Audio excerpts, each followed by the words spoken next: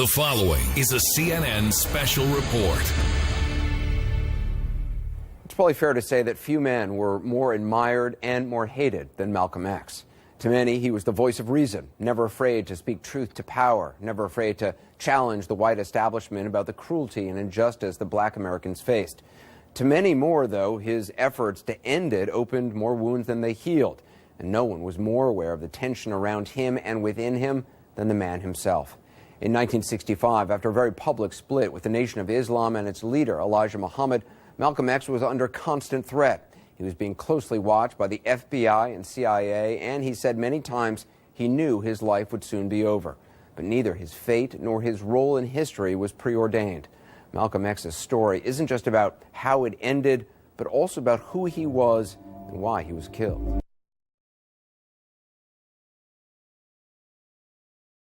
I don't worry. I tell you, I'm a man who believed that I died 20 years ago, and I live like a man who is dead already. I have no fear whatsoever of anybody or anything.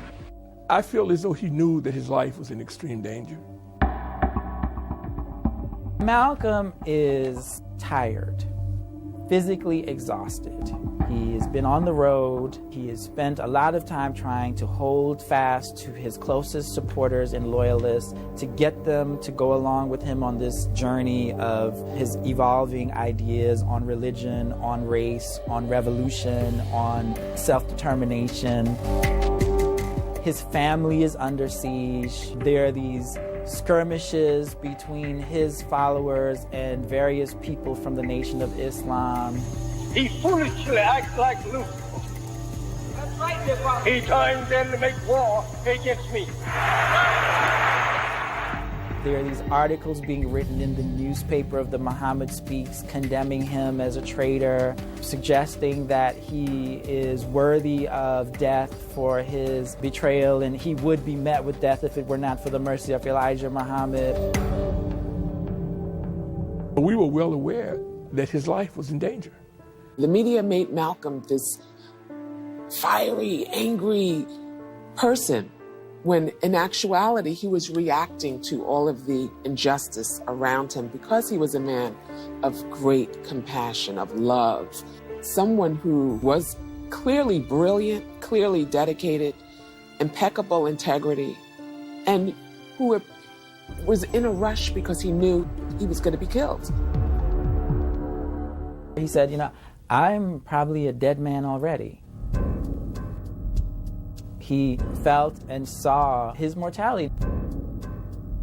He felt like these days ahead of him were going to be cut short. Is your life in danger from the Muslims and Elijah Muhammad's group? Well, Elijah Muhammad has given the order to his followers to see that I am crippled or killed. He is giving out this hearsay information that he's branded for death. I'm certain that if he was branded for death, why he would have gotten death long ago instead of having time to run around and talk about it. He knows that he is guilty of things that many men have been chastised for. So his fight against the messenger is in fact a fight against the God that sent the messenger. The night of February 13th, Malcolm in his home in Queens with his wife and 4 children was awakened by an explosion. Someone had thrown a Molotov cocktail into the windows. What really irritated him was that things had descended to the level where somebody was firebombing a house with innocent sleeping children in it. If anybody can find where I bombed my house, they can put a rifle bullet through my head. It was my children and my own life and my wife's life that was at stake. It was a stressful time for him, and he still decided to press on. And so he scheduled a rally for February 21st in 1965. For the first time, to me, he looked a little down. And I don't ever remember seeing him down before, even in the most dire circumstances. Chief, could you describe what happened here today? At about 3:15 p.m. This afternoon, there were about 400 persons present in the ballroom here, representing an organization known as the Afro-American Unity Organization, headed up by Malcolm X. And Malcolm was addressing the audience from the speaker's platform. And he raised his hand in the Muslim greeting, Salam Alaikum, like this, his right hand. At that point, rumbling broke out behind us. I heard somebody shout, "Kill him." Apparently, two men approached the speaker's rostrum and discharged shots at him from apparently very close range. As I turned around quickly, and the next thing I saw was Malcolm falling back in a dead faint. My mother threw herself over her babies, and she yelled out, "They're killing my husband." I heard shots, and I saw people crawling on the floor. And so I got down too. Then when I was looking out, and I saw someone look in amazement to the front, I knew they had shot my husband. He sustained one shot in the lower right chin, and the other 6 hit him in the chest and body. I looked out at him and I said, he's going to die. I kept saying to myself, he's going to die, he's going to die. How many immediately? No, he wasn't dead immediately, but expired very shortly thereafter. Malcolm is dead. This is nearly as bad as when they assassinate the President of the United States. The assassination of Malcolm X was an unfortunate tragedy. And it reveals that there are still numerous people in our nation who have degenerated to the point of expressing dissent through murder, and we haven't learned to disagree without being violently disagreeable. Malcolm was the best thing happened to us. He gave a whole bunch of little boys, Negroes and colored folks, an opportunity to be men.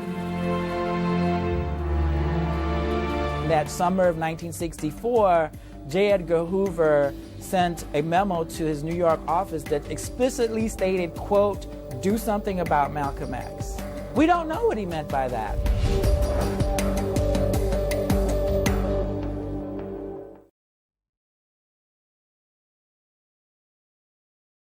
You find a Negro getting drunk, he doesn't know the truth. You find a Negro taking dope, he doesn't know the truth. You find a Negro lying and cheating, he doesn't know the truth. He's usually imitating the white man. Negroes get drunk because they see white people get drunk. They smoke cigarettes because they see white people smoke cigarettes. He was such an excellent speaker, and he read a lot. He's the fastest man I ever met in my life. They commit fornication and adultery because when they turn on the television, all they see is the white man committing fornication and adultery. So, and they want to be like the white man, so they copy his immoral social habits. Malcolm Little was born into a family of activists. His parents, Earl and Louise, were active followers of Marcus Garvey's Universal Negro Improvement Association, which was an organization that drew on the themes of Pan-Africanism and black nationalism, promoting black pride.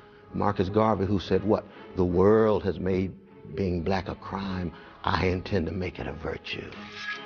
That the world has said black history is a curse, that black freedom is a pipe dream, that black hope is a joke. My father's father, Papa Earl, was a young Garveyite.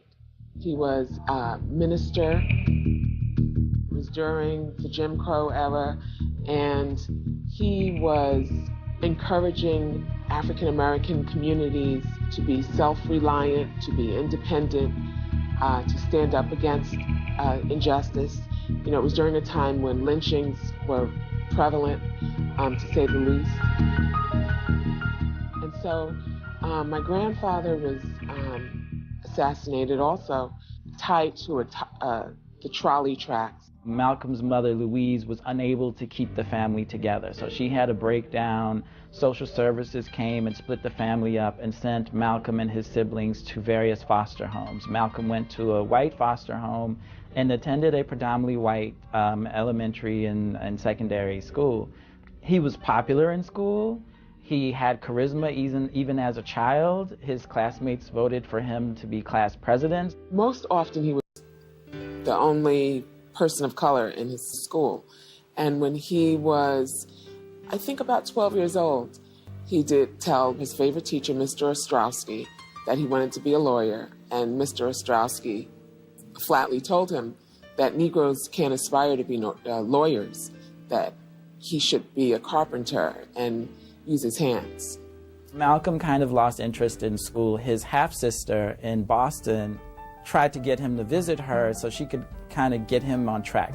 And so Malcolm went to visit Ella in Boston and was completely taken by urban culture and was attracted to the hepcat movement and jazz and the dancing and the clothes and the fashion, and he gradually adopted this persona that became known as Detroit Red. And as Detroit Red, Malcolm drifted further away from the Garvey roots of his family into, petty crime. He was a gangster. He was a hustler. And so those early years did expose him to some of the darker precincts of the black condition. Malcolm hatched a plan to engage in a series of breaking and enterings. Malcolm made the error of taking some of the merchandise to a pawn shop. When he went back to retrieve the watch, it was a watch, the police were there to arrest him. While Malcolm is in prison, his family intervenes. His family had not given up on him. His brother began preaching to him, and I think preached really stridently to Malcolm. We have found these teachings of Islam. They remind us of what our parents taught us in terms of black people need to do for self, need to support their own institutions, need to be morally upright.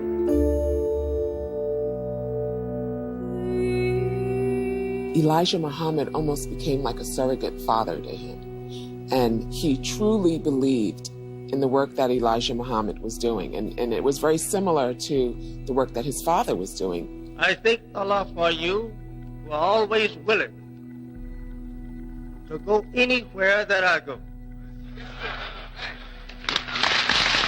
I was in prison. I was a very wayward, criminal, backward, illiterate, uneducated, and whatever other negative characteristics you can think of type of person until I heard the teachings of the Honorable Elijah Muhammad.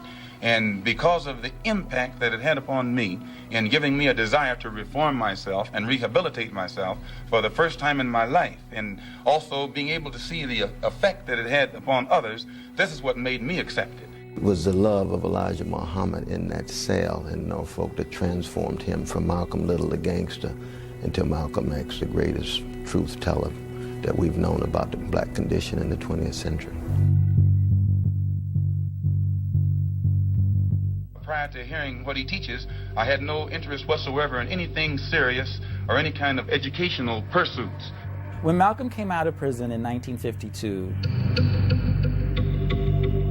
he met Elijah Muhammad. Elijah Muhammad invited him to stay with him, so Malcolm studied with him for a period of time.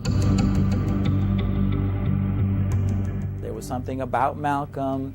Some people just have this kind of magnetism. When they walk into a room, everyone starts focusing on them. So Malcolm just had this kind of charisma. He knew how to talk to people. He could speak to them in a way that made things very clear. It was easy to believe in what he was saying, because I was living it every day.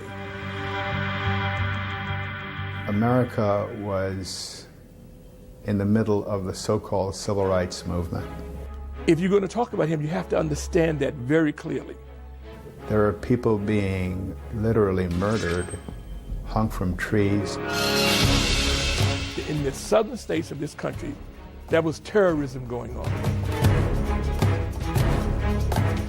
Shot, arrested. That's the only way you can describe it. Terrorism. People were being killed, bombed out of their homes. Having dogs sicked on them. If a dog is biting a black man, the black man should kill the dog.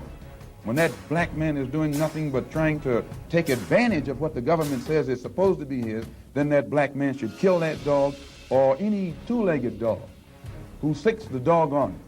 Malcolm X did something that was very rare in the history of black leadership. Every mention of the word integration by whites, he viewed white fears, insecurities, and anxieties as an afterthought. Whether it be from the mouth of Kennedy. Most black leaders have to deal with white fears, insecurities, and anxieties in order to get about. On down to the mouth of the lowest, raggediest white liberal in the street. Malcolm viewed white fears, insecurities, and anxieties as tertiary. What was at the center was black suffering.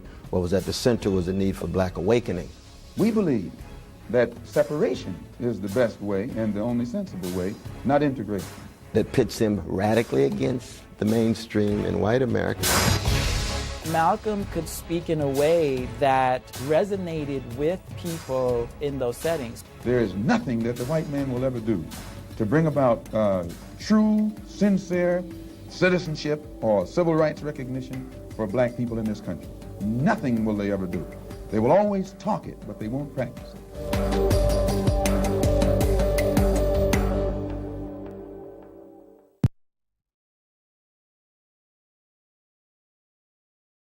What is your real name? Malcolm X. Is that your legal name? As far as I'm concerned, it's my legal name. They were just not used to a black man speaking the way he did. Have you been to court to establish that I didn't have to go to court to be called Murphy or Jones or Smith. A group of Negro dissenters is taking to street corner step ladders, church pulpits, sports arenas, and ballroom platforms across the United States to preach a gospel of hate that would set off a federal investigation if it were preached by Southern whites. I referred to the popular belief that the Muslims preach a hatred for the white race. You do not subscribe to this, then? No, I've never heard the Honorable Elijah Muhammad teach or preach hatred for anyone. He preaches hatred against evil. Malcolm was a lightning rod because he was articulating and giving voice to an alternative political strategy. We are for separation, not segregation. For many white people, there's something what they call an uppity black man. That's a black man who does not accept the position that they have decided that he should have in this country. Segregation, as we're taught by the Honorable Elijah Muhammad, is that which is forced upon inferiors by superiors. To them, Brother Malcolm was an uppity black man, and they despised him for it. Separation is done voluntarily by two equals. He taught us to hate ourselves, one of his favorite subjects. He was talking about how what we knew of the history of the world was incorrect. Who taught you to hate the color of your skin to such extent that you bleach to get like the white man? Who taught you to hate the shape of your nose and the shape of your lips? Who taught you to hate yourself from the top of your head to the soles of your feet? Who taught you to hate your own kind? Who taught you to hate the race that you belong to? I began to follow him. I began to listen. I began to read books that he said. I began to understand and believe in, and he gave me a perception on how to view this country. It seemed to me been preaching hate to meet hate. I don't advocate any kind of hate. He absolutely believed in the Nation of Islam. He thought that that was one organization that would help to get black people back on their feet. My dear beloved brothers and sisters, Someday the Negro is going to wake up and try and do unto whites as the whites have done unto us. But it also pits him against the mainstream in black America. That's why he had so much trouble with most of the black leaders of his day. Martin Luther King teaches Negroes to love all white people, no matter what they do to you, and the same whites whom he teaches Negroes to love stick dogs on him, stick dogs on their children, dogs on their women, and dogs on their babies. So that when he looks at America, he looks at the record. Whereas most of the white mainstream and black mainstream leadership in the 40s and 50s look at America full of promise and possibility. Malcolm X is exactly the opposite. King's talking about a dream in '63. Malcolm's talking about a nightmare. It means that no matter what the Negro does, he is not going to get along with whites. So I think that Mr. Muhammad's whole philosophy is more intelligent than Mr. King's. He was not someone who would hold his tongue in criticizing the preacher class, right? The black religious leadership. Today's gathering is the largest in Washington's history. He was very critical of established black leaders. In the van is Martin Luther King. And of their strategies. And so many people shied away from him because of that.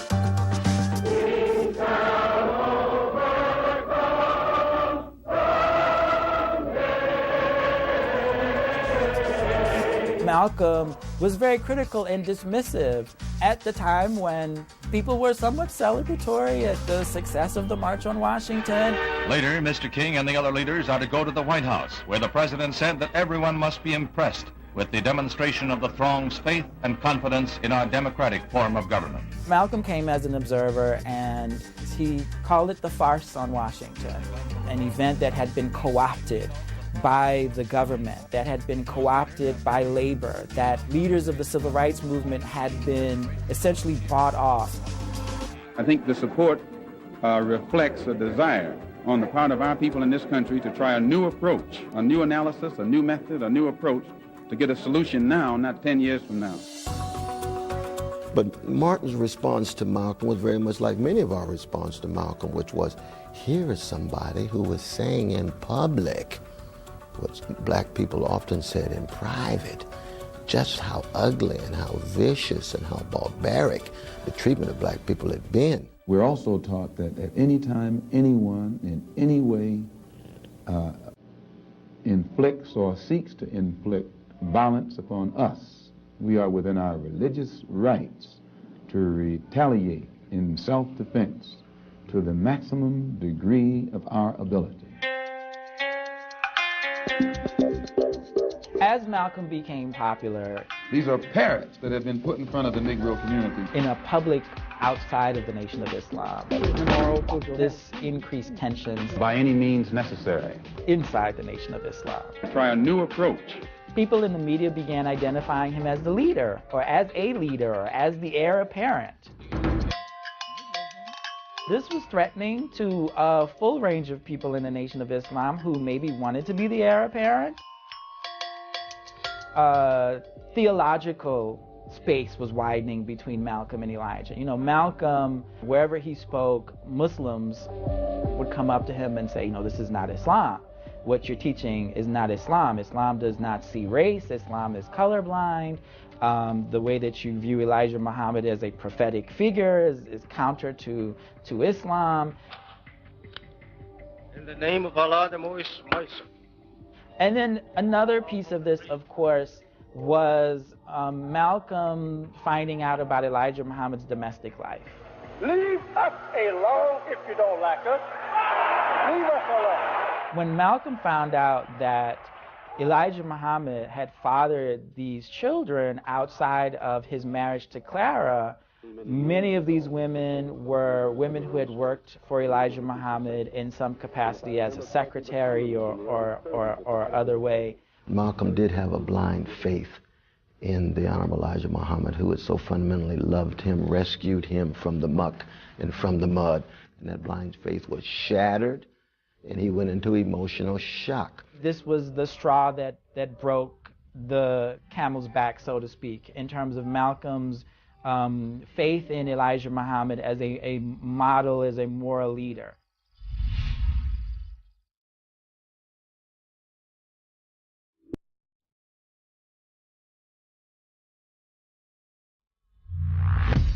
His rendezvous with grim destiny begins a little after noontime. Death is less than 1 short hour away.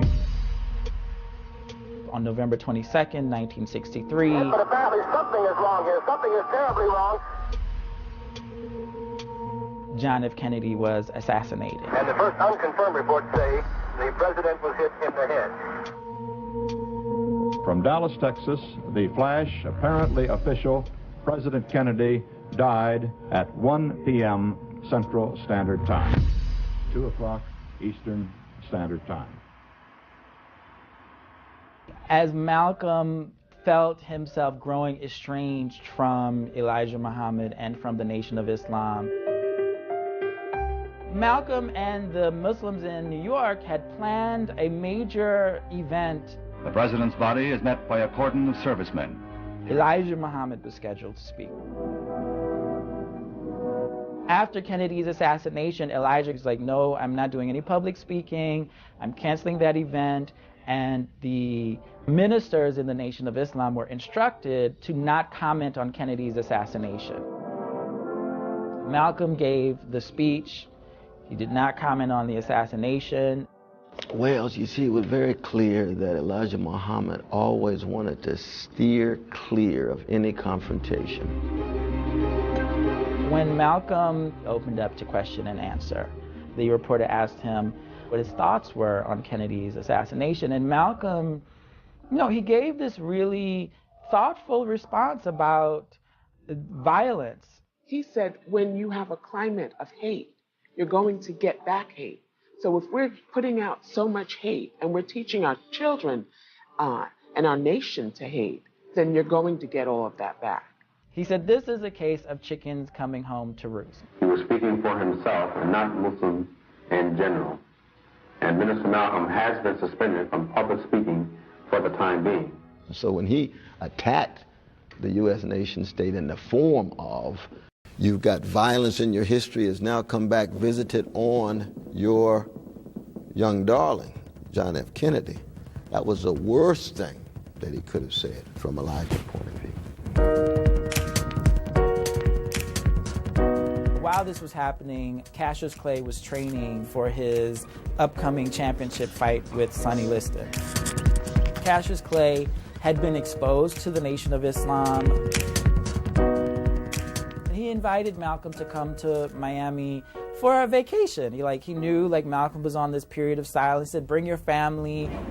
My father was his mentor, his spiritual guide. Cassius wins the fight. Malcolm makes a few statements to the press, so he kind of violates his silence. I've been silent for the past 90 days because of some statements I made concerning the President of the United States, which were distorted. They were distorted. And yes. What did you say, Malcolm? Well, I said the same thing that everybody says, that his assassination was the result of the climate of hate. But only I said the chickens came home to roost, and which means the same thing. But you did not say that you were glad the president was killed. No, that's what the press said. A couple days later would have been Savior's Day, which was the Nation of Islam's annual convention. Malcolm thought he would, be allowed to come to Savior's Day and maybe speak, and this would be the period of reconciliation. He thought, I have Cassius Clay, he's ready to join publicly. He just won the World Heavyweight Championship. The world is looking at him. Cassius Clay is invited to Savior's Day. I was a Muslim, and if it wasn't for the Honorable Elijah Muhammad, where he's given a prominent, place in the program. This is a golden Muslim mosque that was presented to me by the Islamic Council of all Egypt. Malcolm isn't invited. Malcolm isn't asked to speak. He pretty much feels shut out. He would say over and over again, any religion that does not allow me to be empowered to speak and work on behalf of the freedom of black people, I'll let that religion go. And basically, said, I'm about to leave the Nation of Islam. This, of course, was met with great anger and resentment by many in the Nation of Islam.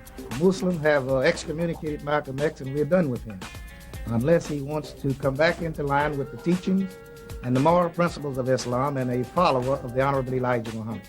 No, when I found out he was out, I knew something was wrong. So I called him up the next day. And then he came over and we spent the whole day talking. And once it was decided, we knew they wouldn't let him back. We said we'd have to set up an organization to do what we can for black folks. While all this is happening, Malcolm is in need of a recentering of himself, spiritually, politically, and he decided to make the pilgrimage to Mecca. Well, he had seen it before. There was something about 64 where he was seeing the same thing. He was just seeing it through different eyes. He had already seen black and white people could come together. He just was still tied to a blind faith in Elijah, so he didn't allow it to penetrate his soul. He realized how much of Islam he didn't know ritually. The actual experience of the ritual was overwhelming and transformative. Since I went to Mecca and reported that the religion of Islam is a religion of brotherhood which includes all mankind, it caused a great deal of wrath in the heart and mind of Elijah Muhammad, who has been teaching that the white race is a race of devils. The tensions at home are amping up with the Nation of Islam, in part because of some of Malcolm's words, right? And the attention he's receiving from law enforcement, from the FBI domestically, from the CIA internationally, is also increasing. But he also knows that the Nation of Islam is very upset with him. Why are they threatening your life? Well, primarily because they're afraid that I will tell the real reason that I'm out of the black Muslim movement, which I never told. I kept to myself. But the real reason is that Elijah Muhammad, the head of the movement, is the father of 8 children by 6 different teenage girls, 6 different teenage girls who were his private personal secretary.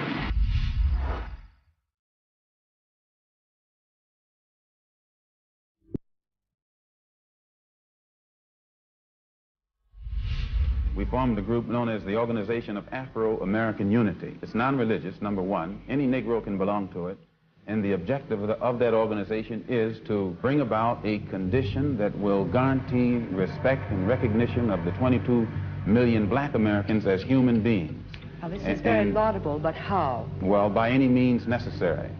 It was an incredibly high-pressure time for Malcolm. As Malcolm's mind was expanding, as his worldview was expanding, the space that he was occupying was shrinking. Valentine's Day, a Molotov cocktail is thrown into the nursery of our home, my parents' home, where my father's 4 babies slept, and my mother, of course, was pregnant with the twins. I became frightened for him and his family because this was the first time that I can recall that there was a direct attack, not only on him, but on his family. If you attack me, that's one thing. I know what to do when you start attacking me.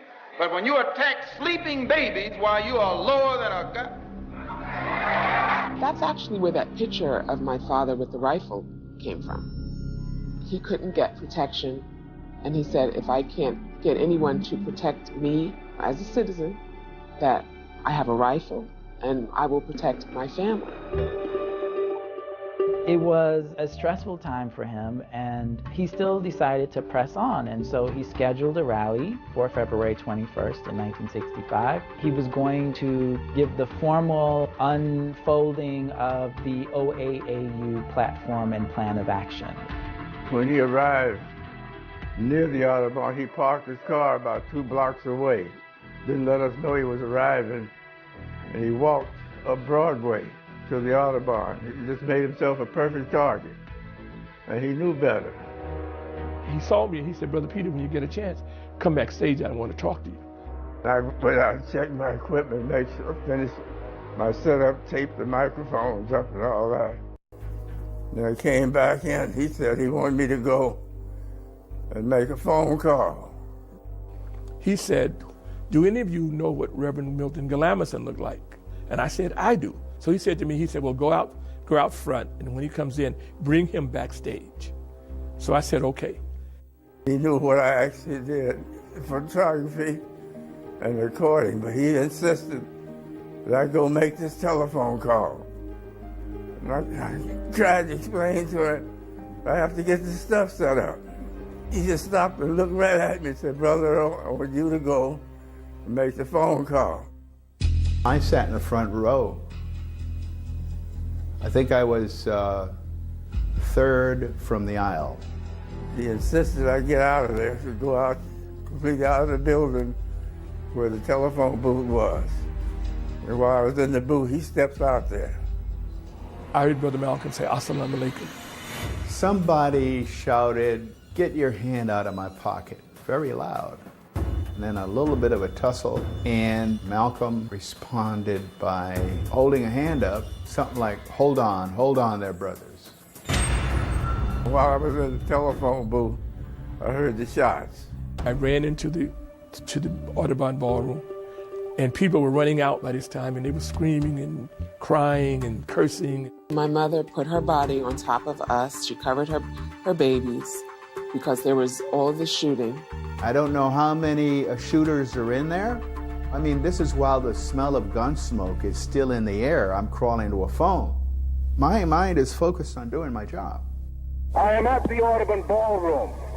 Pandemonium is the only word that I can use to describe the scene here. I was sitting in the first row when Malcolm came on the stage and greeted the audience with his traditional salam alaikum, a Muslim greeting. As soon as he said that, several persons, it happened so quickly I can't describe them, stood up and fired shots. You could see a crowd over Malcolm up on the stage, so I ran down the left-hand side of the building up on the stage. I still had my camera with me, and I kept right on shooting pictures. Someone had opened his shirt, and I saw all these bullet holes in his body. And I remember thinking to myself, you know, he's going to die, because he was gasping. I wish it had never happened. It was the saddest moment of my life. Because we failed it.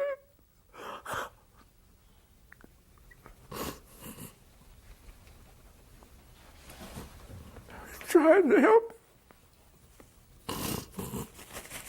I started talking to everybody I could to have them reiterate from their perspective what had just happened and what they thought about it. I heard the shots. I ran forward. I saw Malcolm hold his side and hold his stomach and fell down. How do you feel now? I want to kill somebody. That's right, I want to kill somebody. Before the night's over, if Malcolm dies, somebody gonna die. Well, it was a certain noise, and then the two fellas, one was a black Muslim, and I don't know who the other one was, because I didn't see him, ran and started shooting, and everybody fell to the floor. Yes, sir. They were black Muslims? Yes, sir. They were black Muslims, because I recognized him. He saved my life. But had he not sent me out, I would have been standing by the tape recorder that wouldn't have back to the audience. When they started shooting, I'd have been shot in the back. Then the brothers had gone and bogarted a stretcher from Columbia Presbyterian Hospital, which was right across the street. They just took a stretcher. They put him on the stretcher and rolled it out back over to the hospital. The only person that was caught at the scene was Talmadge Hayer. I believe if Hayer had not been shot in the leg and had not been beaten up by those who loved my father, that he would not have ever been arrested, that he would have gone free just like the rest of the real killers were. The evidence points to the fact that Hayer was the only person convicted for Malcolm X's assassination that had a part in it.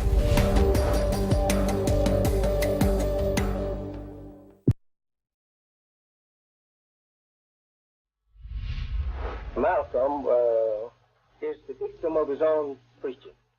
He preached for us, and so he becomes the victim of it. Norman Butler and Thomas Johnson, Hayer initially identified them as co-conspirators. He later would recant his testimony. They weren't apprehended at the scene. There's no physical evidence that connected them to the assassination. It was all circumstantial. No one remembered seeing them there. Clearly, he posed a threat to the government. He posed a threat to the Nation of Islam. He posed, it's just all so unfortunate.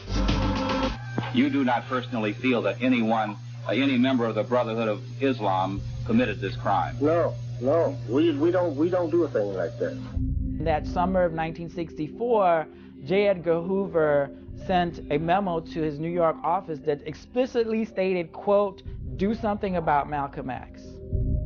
We don't know what he meant by that. There are thousands of pages of classified FBI files that have yet to be revealed for us to know.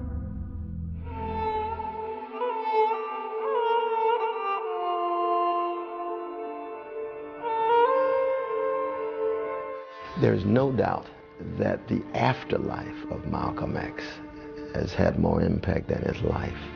people began to see the truths he told, the love he displayed, the courage he exemplified, the visions for the oneness of humanity that he was after. What was silenced was a black man, who had thoroughly studied the system that exists in this country, who understood it very clearly, and who was developing a cohesive plan to deal with it. There will come a time when black people wake up and become intellectually independent enough to think for themselves. His voice predicted the urban rebellions in Watts and throughout the nation in 1968. His voice predicted the growing frustrations that African Americans would feel as the civil rights progress is slowed to a halt. He predicted the ongoing troubles with police brutality, the growing frustration of black youth who had almost given up. Malcolm was a young man when the world learned about him. He was just in his 20s. And he was killed at 39. And you know, this man made a significant impact all around the world in just 12 short years. What attracted me most, we knew we could trust him. No matter where our operation went or whatever happened, he wouldn't abandon us. We came in together, we were all going to go out together.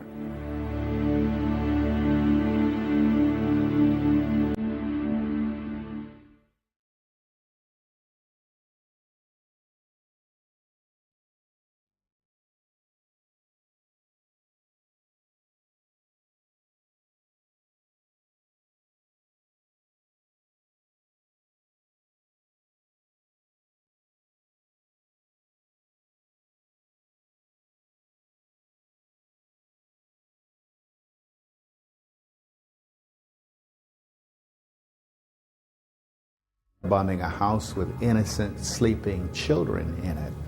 If anybody can find where I bombed my house, they can put a rifle bullet through my head. It was my children and my own life and my wife's life that was at stake.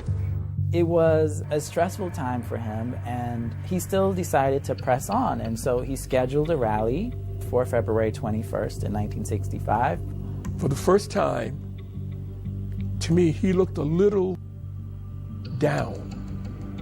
And I don't ever remember seeing him down before, you know, even in the most dire circumstances. Chief, could you describe what happened here today? At about 3:15 p.m. This afternoon, there were about 400 persons present in the ballroom here, representing an organization known as the Afro-American Unity Organization, headed up by Malcolm X.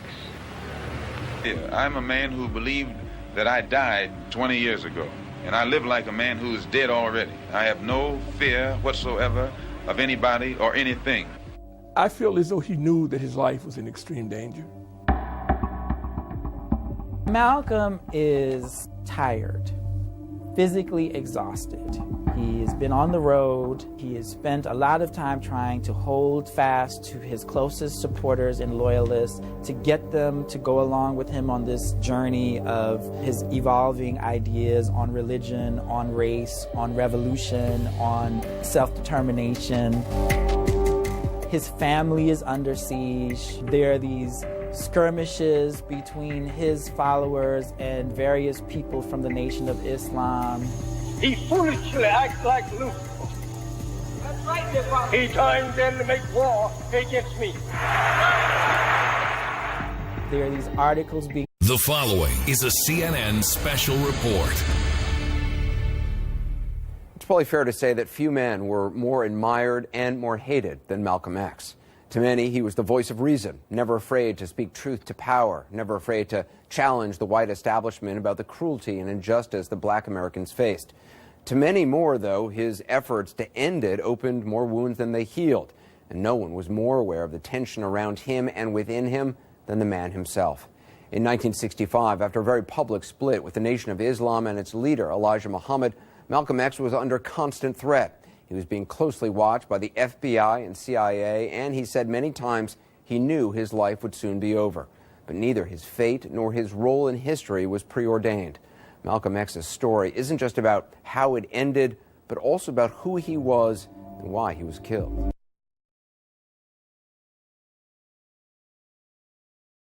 I don't worry, I tell you. Days ahead of him were going to be cut short. Is your life in danger from the Muslims and Elijah Muhammad's group?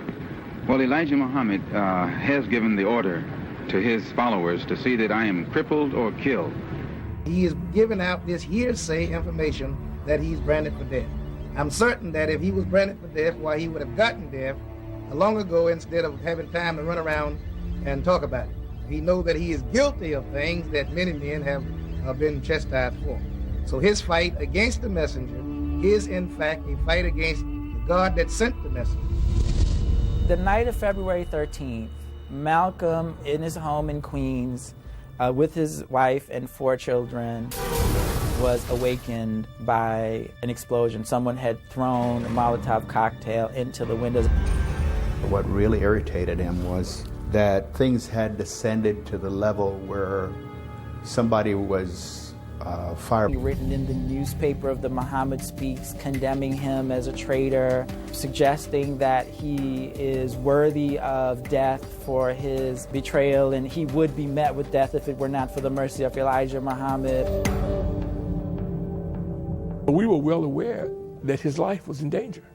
The media made Malcolm this fiery, angry person, when in actuality he was reacting to all of the injustice around him because he was a man of great compassion, of love, someone who was clearly brilliant, clearly dedicated, impeccable integrity, and who was in a rush because he knew he was going to be killed. He said, you know, I'm probably a dead man already. He felt and saw his mortality. He felt like these days